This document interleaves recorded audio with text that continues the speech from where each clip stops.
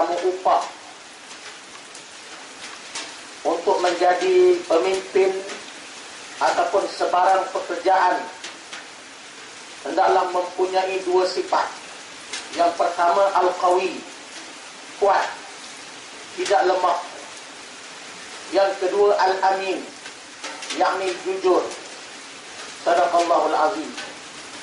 Yang saya hormati saudara pengurusi majlis, yang kita kasihi Al-Fadil Datuk Tuan Ibrahim Tuan Man, Suruhjaya PAS Pahang, perangkap Ketua Penerangan PAS Pusat,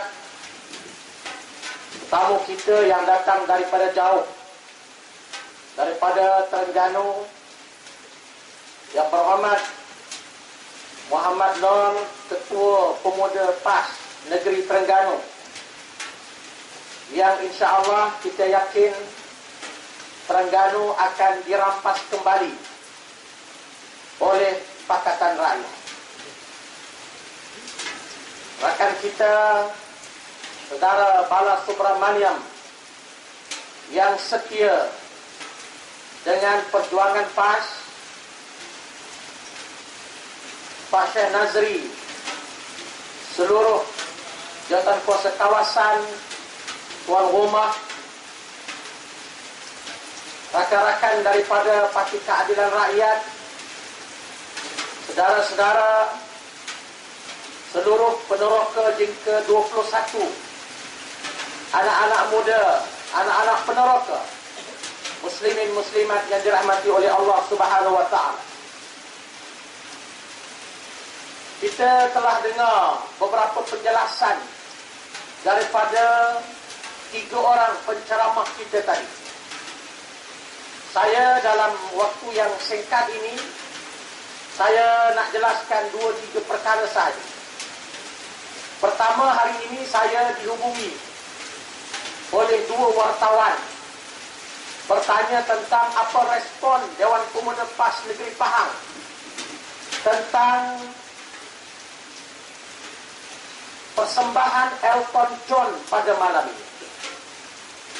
Kerana Dewan Pemuda PAS Pahang lah dewan yang mula-mula membantah kedatangan Raja G Dunia yang datang daripada Britain untuk mengadakan persembahan di Genting Highland. Kita membantah kerana beliau membawa satu budaya songsang ke dalam sebuah negara yang diisytihar dengan negara Islam. Beliau bukan muda pun, tua, umur 64 tahun. Tahun 2005, kerajaan Britain membenarkan lelaki kahwin lelaki. Lalu Elton John berkahwin dengan pasangan dia lelaki. Lelaki kahwin lelaki, mana dapat anak? Lalu dia nak buktikan kepada dunia pasangan lelaki kahwin lelaki boleh dapat anak. Dia cuba ambil anak daripada pemohon anak daripada kerajaan Ukraine.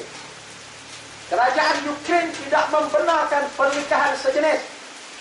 Kerajaan Ukraine tidak membenarkan Elton John mengambil anak daripada kerajaan Ukraine. Lalu beliau berusaha mendapatkan anak dengan ibu tumpang di Britain sendiri, lalu beliau dapat anak.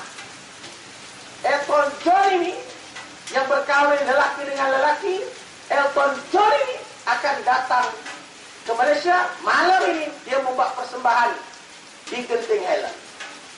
Kita dapat maklumat K daripada Thailand pun akan turun, dan kita keadaan bertambah teruk apabila baru-baru ini kita dihebohkan, diberitahu bahawa akan dianjurkan seksualiti merdeka.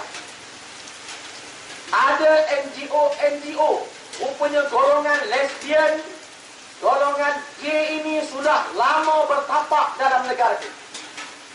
Golongan ini boleh menuntut kebebasan seks daripada kerajaan. Diterukkan pula dengan kedatangan Elton John.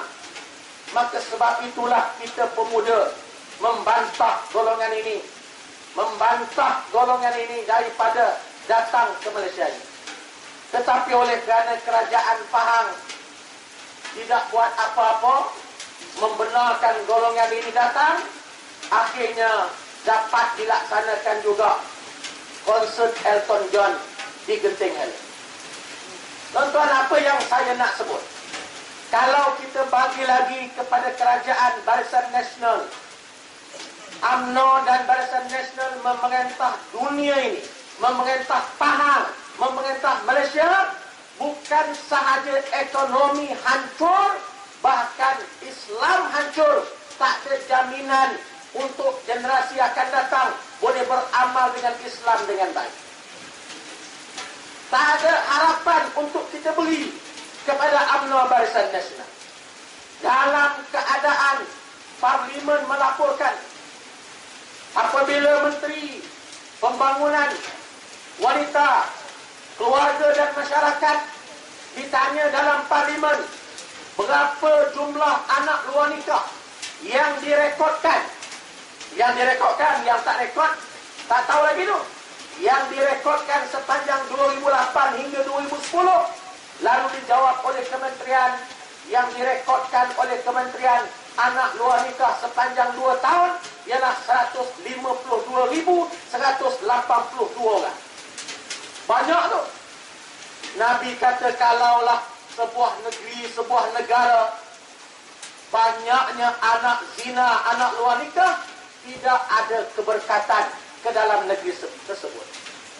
Oleh kerana itu, tuan-tuan, yang pertama saya nak sebut, kalaulah dalam PRU yang ke-13 ini, kita bagi lagi kepada UMNO Barisan Nasional memerintah negeri Pahang, maknanya agama Islam makin dipinggir. Kalau di peringkat atasan menolak Islam, macam mana dia hendak merancang program yang boleh mengajak anak-anak muda untuk dekat dengan Islam, untuk dekat, untuk beramal dengan Islam. Yang kedua saya nak sebut, berdasarkan kepada laporan audit negara untuk peneroka jingka 21. Barangkali biasa saya pun anak peneroka jingka 3. Biasa ayah-ayah di jingka ini dia tak berapa baca laporan audit. Ada yang baca Alhamdulillah, ada yang tak baca. Audit ni apa dia kata? Tuan-tuan, kita dengar laporan audit baru-baru ni, dan sebelum itu ada pembentangan belanjawan 2012.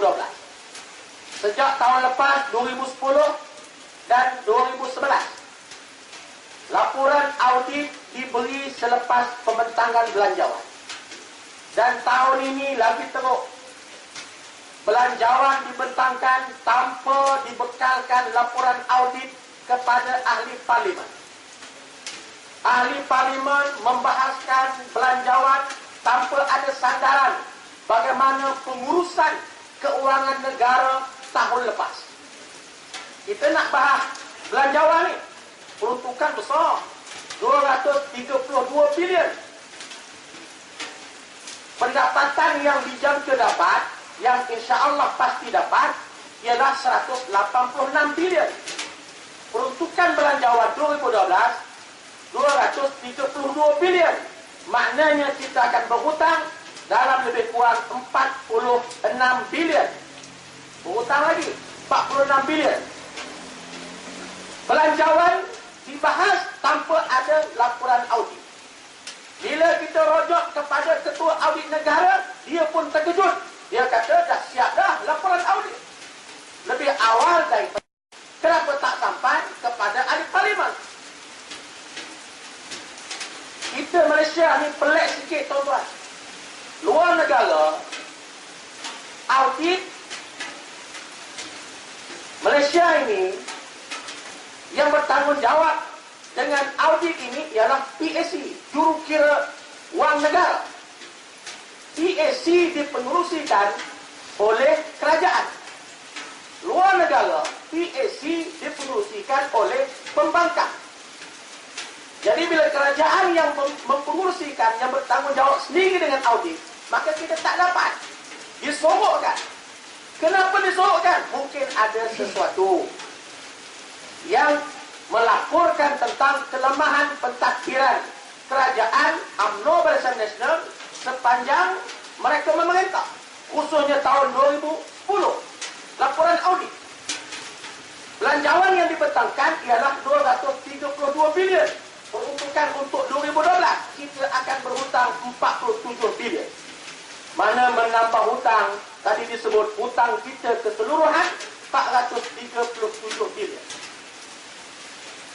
Pakar ekonomi mengatakan, kalaulah kita berhutang tiap-tiap tahun 50 bilion. Sekarang 47 bilion. Nanti bila dibentang belanjawan tambahan, mencecah kepada mungkin 50 bilion. Sekiranya Malaysia berhutang 50 bilion setiap tahun, menjelang 2020, kita nak isytiar Malaysia negara maju, kita berhutang 1 trilion. Jangan jadi macam Amerika Syarikat. Amerika Syarikat negara maju, tapi hutang paling besar dalam dunia ialah Amerika Syarikat, 47 trilion. Bukan bilion, 47 trilion. Amerika Syarikat. Jadi Malaysia dijangkakan kalau berhutang-hutang, maknanya tahun 2020 negara maju, kita berhutang 1 trilion. Waktu tu setiap seorang berhutang berapa wallahualam. Sekarang pun setiap seorang menanggung hutang 16,000 lebih. Bukan tak boleh berhutang, tapi kalau berhutang acap sangat, yang ni tak digalakkan. Nabi kata, tuan, antara doa Nabi, Allahumma inni a'udzubika minal ma'sam wal maghrib. Nabi doa, ya Allah, jauhkan aku daripada dosa dan hutang. Sahabat tanya Nabi, dia kata, ya Rasulullah, ma akthara ma tasta'idu minal maghram. Kami tengok kamu, wahai Rasulullah, banyak sangat minta berlindung daripada hutang ni pasal apa? Nabi kata, man rarima fahaddatha fakadzaba wa idza wa'ada akhlafa. Sesiapa yang berhutang, bila dia berbicara, bercakap, dia akan menipu, dan bila dia berjanji, dia akan mungkir janji. Dan kita, tuan-tuan, belanjawan defisit ini bukan kali pertama, tapi sudah bertahun-tahun. Sebelum tahun 1990, belanjawan Malaysia sudah defisit 20 tahun. Bila Anwar Ibrahim menjadi Menteri Keuangan tahun 1990, dalam masa 6 tahun, dia dapat mengurangkan defisit. 2 tahun sebelum dia dipenjarakan, dia tukar belanjawan defisit kepada belanjawan lebih. Lepas dia dipenjarakan, naik Menteri Keuangan baru, sampailah hari ini, belanjawan defisit sudah 14 tahun. Maknanya, yang saya bacakan ayat tadi, tuan-tuan, apa Allah kata? Inna khayra man istajartal qawiyul amin. Yang paling baik untuk kamu upah, tak kiralah apa kerja pun, khususnya dalam kepimpinan, yang paling baik untuk kamu lantik menjadi pemimpin, mesti ada 2 syarat. Yang pertama, al-qawi, yang kuat. Kuat lawannya lemah. Ia tidak lemah dalam mengurus tadbir keuangan negara, dalam mengurus negara. Dia tidak lemah. Tapi kalau macam inilah, dia jadi lemah. Tuan-tuan, laporan audit melaporkan bagaimana kerajaan Kelantan, waktu Tok Bu Nek Aziz ambil tahun 1990, UMNO meninggalkan hutang ketika itu 970 juta. Tok Bu Nek Aziz yang digelar pakai kain pelekat, tak pandai memerintah, beliau memerintah secara jujur di negeri Kelantan. Sepanjang 20 tahun, kerajaan Kelantan boleh membayar hutang 970 juta. Yang mengejutkan lagi, dan dipuji oleh Ketua Audit Negara, bagaimana negeri Pulau Pinang yang baru mengambil alih tahun 2008. Tahun 2008, Lim Guan Eng ambil daripada Kosukun. Kosukun kerajaan BN meninggalkan hutang 630 juta. 630 juta, bila Lim Guan Eng ambil, Pakatan Rakyat ambil alih kerajaan Pulau Pinang dan diurus tadbir pendapatan negara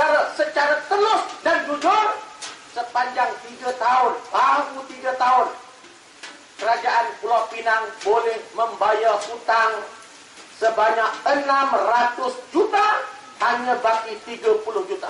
Bukan sekadar boleh bayar hutang. Beliau memerintah Pulau Pinang dengan telus, akhirnya dapat membuat belanjawan lebih. Tahun 2008 sahaja, belanjawan lebih 80 juta. 2009, belanjawan lebih 70 juta. Bila lebih, disalurkan kepada rakyat. Itu yang dapat RM100 kepada warga miskin, dapat 24 juta kepada sekolah agama rakyat dan sebagainya. Tapi Pahang, Barisan Nasional sudah memerintah 52 tahun. Tuan-tuan, dah lama kita bagi kepada Barisan Nasional memerintah negeri Pahang. Bukan belanjawan lebih, tapi belanjawan defisit, sehingga mengakibatkan Pahang sudah pun berhutang 2.2 bilion dan ada mengatakan 2.4 bilion. Tak ada bayar hutang. Tuan-tuan nak bagi lagi ke kepada UMNO Barisan Nasional? Kalau tuan-tuan insya baca laporan audit negara, bagaimana penyelewengan yang dibuat oleh mereka yang diberi tanggungjawab. Saya nak sebut sikit saja antara yang disebut, yang dipertikaikan, yang dihebohkan hari ini ialah projek lembu. Kita ni tuan-tuan, orang Melayu ni banyak makan daging lembu. Itu yang darah tinggi. Kena gaut, kena darah tinggi. Ayam, itik, ayam daging, ayam penelur, itik penelur, yang ni cukup dalam negara, tak ada masalah. Tapi dalam negara kita kekurangan daging lembu kebau. Oleh kerana itu, kita kena import daging ini. Kebanyakannya kita import daripada India, daripada Australia. India, negara miskin. India, rakyat ramai, 200 juta lebih berganda ramainya daripada Malaysia yang 27 juta.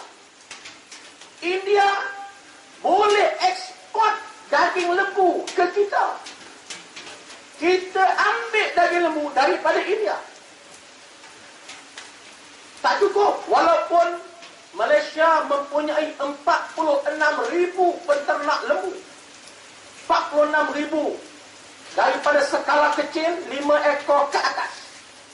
46,000 lebih penternak dalam negara kita Malaysia ini. Yang paling ramai ialah daripada negeri Kelantan, 26,000 lebih. Oleh kerana itu, kerajaan melalui Menteri Kewangan memperuntukkan 250 juta kepada satu syarikat NFC, National Feedlot Corporation. Pengurusi dia ialah suami kepada Syahrizad. Ni Krodil lah. Pasal apa bagi pada NFC, National Feedlot Corporation ini? Supaya dia menternak lembu. 250 juta diperuntukkan supaya dapat mengeluarkan lembu dalam masa 5 tahun. Sasarannya ialah 60,000 ekor. Sasarannya 60,000 ekor. Yang terbaru kita dengar, setelah orang duk bising ni apa, rugi ni, tak ada lembu ni, tiba-tiba dikurangkan sasaran daripada 60,000 kepada 8,000. Kalau kurangkan sasaran, maknanya kena kurangkan peruntukan. Peruntukan 250 juta untuk sasaran 60,000 ekor lembu. Tiba-tiba dia kurangkan sasaran 8,000, peruntukan tetap diberi 250 juta. Sepatutnya dengan 8,000 itu hanya kena bagi 75,000 sahaja. Dia bagi 250 juta. 3 tahun beroperasi, daripada tahun 2009 sampai hari ini, National Feedlot ini tidak boleh menghasilkan 60,000 ekor lembu. Hanya dikatakan hanya ada 8,000 lebih saja. Mana projek tak berjaya. Kenapa tidak berjaya? Kerana ada penyelewengan dalam menggunakan harta awam. Tuan-tuan, 250 juta ni dia guna kat lain rupanya. Yang pertama, digunakan untuk melabur dalam simpanan tetap. 116 juta diambil untuk dilaburkan dalam simpanan tetap. Mendapat keuntungan di atas angin 666 juta. Kita bagi duit, kerajaan bagi duit suruh pelihara lembu. Pasal lembu tak cukup dalam negara. Bekalan daging tak cukup. Dia pergi labur dalam simpanan tetap. Yang kedua, kita dapat maklumat dan hari ini keadilan sudah buat laporan polis. Dia guna 876,000 untuk melancong keluarga dia daripada 250 juta. Dia melancong tahun 2009. Yang ketiga, dia beli kondominium. Ada 9.8 juta. Nak pelihara lembu dalam kondominium. Hari ini dapat maklumat pula, katanya kondominium itu disewakan kepada seseorang dengan bayaran sewa sebulan 70,000. Minta polis siasat. Dan yang terbaru keluar hari ini, daripada duit 250 juta itu, 31,000 digunakan oleh keluarga Syahrizan untuk pergi menunaikan umrah. Pula dah. Orang bagi 250 juta, duit dana awam ini untuk mengusahakan projek lembu feedlot supaya dapat membekalkan daging ke seluruh negara dengan sasaran 5 tahun 60,000 ekor. Tiba-tiba dia buat projek lain. Ini dia panggil tidak ada amin, tidak ada amanah. Sebab tu Allah Ta'ala kata, inna khayra man istajartal qawiyul amin. Yang paling baik untuk kamu upah menjadi pengurus, menjadi pemimpin, apa-apa kerja pun, mestilah yang pertama yang kuat, yang cerdik, yang tidak lemah dalam mengurus tadbir.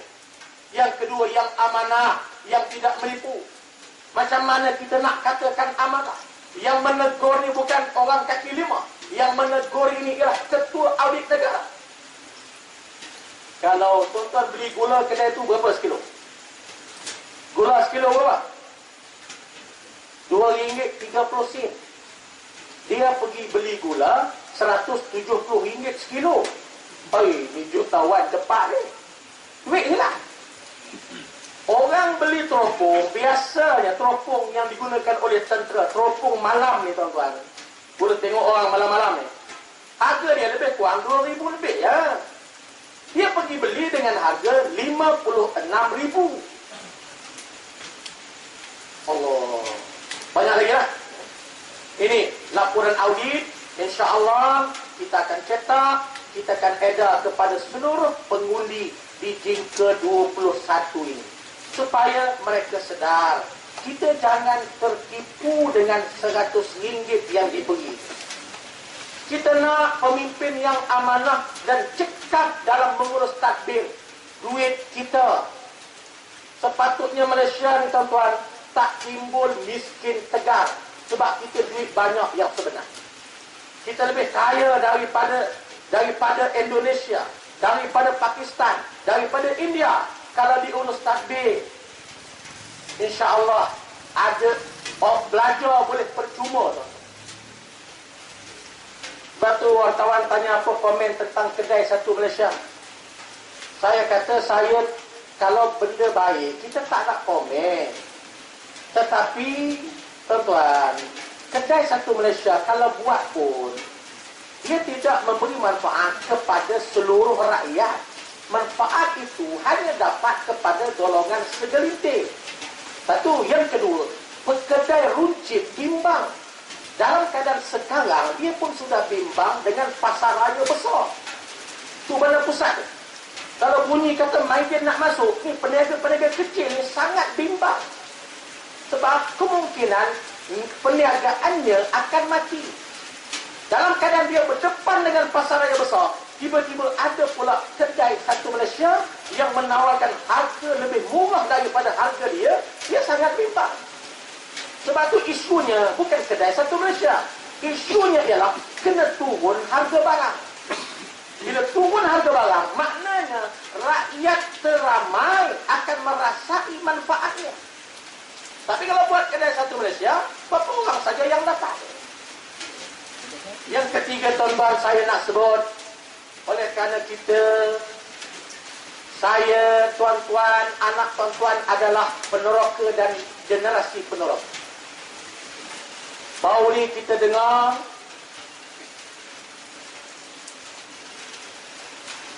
Felda Corporation Felda Global Venture. Mereka akan senaraikan dalam Bursa Saham Malaysia. Felda Global Venture ni tuan-tuan, dia tak ada aset. Nak senaraikan dalam Bursa Saham ni kena ada aset. Bila tak ada aset, maka dia nak gadaikan tanah Felda Plantation yang keluasannya lebih kurang 360,000 hektar. Dia nak gadaikan. Dia nak gadaikan tanah ini, dia kena minta kebenaran dengan kerajaan negeri. Kerajaan negeri yang pertama yang membenarkan ialah kerajaan negeri Pahang. Gadaikan tanah Felda Plantation selama 99 tahun.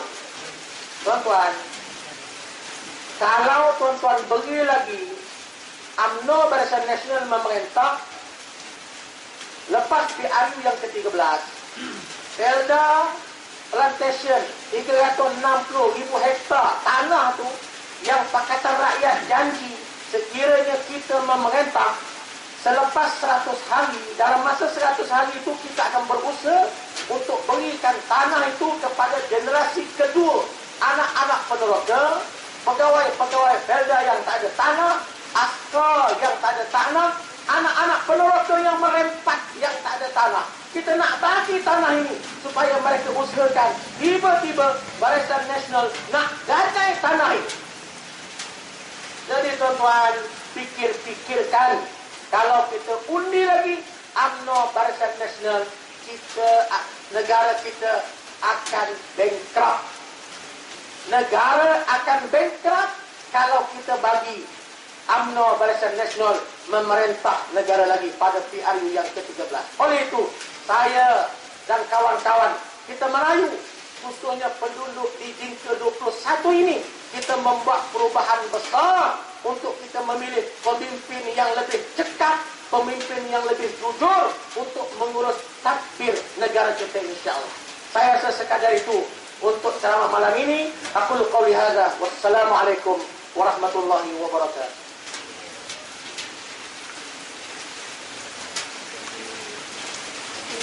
Majlis mengucapkan ribuan terima kasih. Jadi di kesempatan ini